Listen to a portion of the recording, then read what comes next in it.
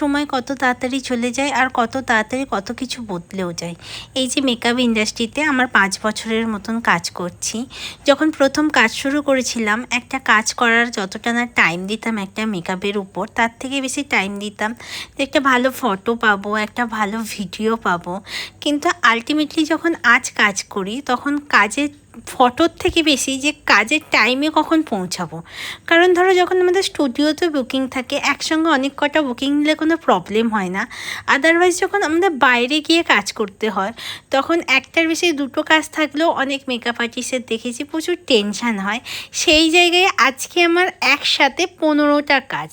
আজ ছিল 1 মে আর আমার টোটাল কাজ ছিল 15টা। যদিও প্রতিটা কাজ আমি হয়তো করতে পারিনি, সেখানে আমার অ্যাসিস্ট্যান্টরা অনেকটাই কাজ কমপ্লিট করে রেখেছিল। কিন্তু ব্রাইডগুলো, প্রতিটা ব্রাইড, আমার যে 6টা ব্রাইড ছিল, সেটা আমাকেই করতে হয়েছিল। তো টোটাল 15টা কাজ যখন করতে গিয়েছিলাম, আমি অনেক ক্লায়েন্টের বাড়িতে গিয়ে এরকমও হয়েছে যে আমি ফোনটাও বের করতে ভুলে গিয়েছিলাম যে আমাকে একটা ভিডিও নিতে হবে।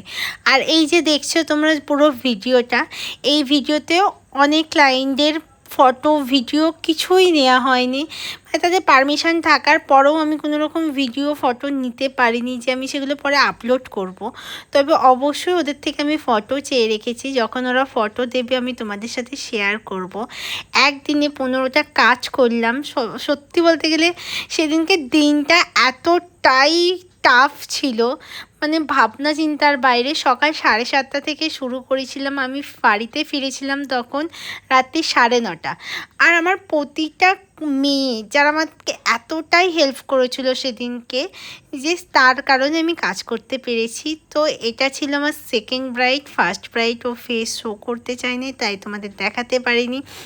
আর আমার লোকেশনগুলো এতটাই দূরে ছিল, ফার্স্ট আরগোড়, তারপর রানীহাটি, তারপর ধুলোগড়, তারপর আমতা, এই করতে করতে এতটা ডিস্টেন্স ছিল। সেখান থেকে মানে কাজগুলো করতে যে পেরেছি, সবাইকে ঠিকঠাক টাইমে ছাড়তে যে পেরেছি, এটাই বড় কথা। আর সেদিনকে প্রতিটা ক্লায়েন্ট এত ভালো ছিল, এতটাই ভালো ছিল যে কি বলবো। কোনো ক্লায়েন্ট যে মেকআপ আর্টিস্টের সাথে খারাপ ব্যবহার করে শুনেছি, কিন্তু আমার পক্ষে প্রতিটা ক্লায়েন্ট এত ভালো ব্যবহার ছিল, ওরা এতটা কোঅপারেট করে আমার সাথে কাজ করেছিল সেদিনকে, কি বলবো। তো চলো, যে কটা ভিডিও নিতে পেরেছি তোমাদের সাথে শেয়ার করলাম। তোমরা অবশ্যই কমেন্ট করে জানিও যে কটা লুক তোমাদের সাথে শেয়ার করলাম কেমন লাগলো। আর অবশ্যই ওদের ফটো ভিডিও তোমাদের সাথে শেয়ার করব। সবাই ভালো থেকো, সবাই কাজ করো, সবাইকে টাটা। আর অবশ্যই জানিও যে তোমাদের আজকে লুকগুলো কেমন লাগলো। তো আমার next bridal master class start হচ্ছে 24 মে থেকে। যারা যারা ব্রাইডাল মাস্টার ক্লাসে জয়েন করতে চাইছো, আমার প্রোফাইলে নাম্বার